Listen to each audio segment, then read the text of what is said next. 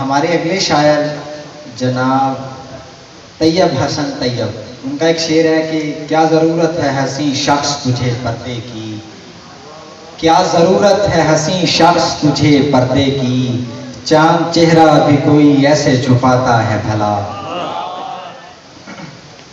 میں نے پوچھا ہی نہیں ایسی بھی کیا جلدی ہے، میں نے پوچھا ہی نہیں ایسی بھی کیا جلدی ہے، بس اسے جانے دیا اس نے کہا جلدی ہے۔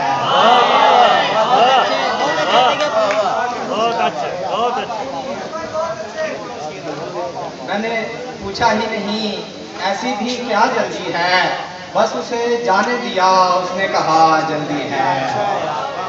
وہ طیب تو یہی کہتا ہے جب بھی ملتا ہے، وہ طیب تو یہی کہتا ہے کل ملوں گا میں تجھے آج ذرا جلدی ہے۔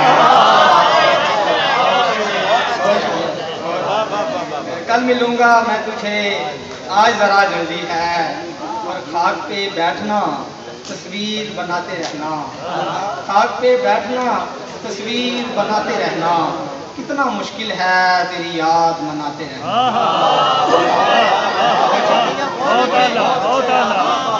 خاک پہ بیٹھنا تصویر بناتے رہنا، کتنا مشکل ہے تیری یاد مناتے رہنا۔ اور شعر دیکھیں کہ آج کے دور میں یاروں کا یہی شیوا ہے، آج کے دور میں یاروں کا یہی شیوا ہے، ڈوبتے دیکھنا اور ہاتھ ہلاتے رہنا۔ ڈوبتے دیکھنا اور ہاتھ ہلاتے رہنا، اور پھر لیتا ہے مجھے دیکھ کے نظریں آنکھوں، پھر لیتا ہے مجھے دیکھ کے نظریں آنکھوں، جو یہ کہتا تھا کہ طیب نظر آتے رہنا۔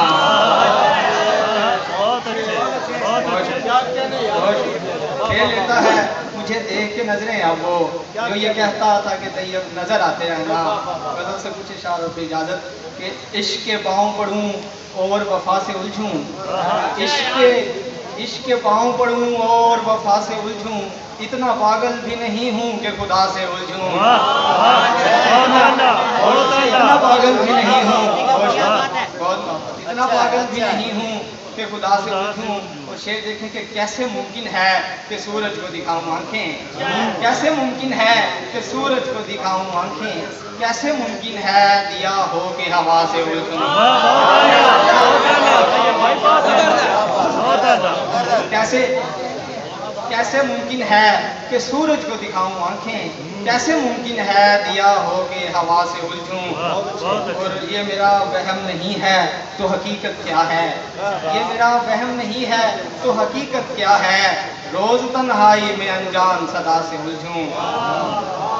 بہت شکریہ۔ شام رنگین ہے شاداب ہے منظر طیب، شام رنگین ہے شاداب ہے منظر طیب، دے اجازت تیری زلفوں کی گھٹا سے الجھوں، دے اجازت تیری زلفوں کی گھٹا سے الجھوں۔ بہت شکریہ۔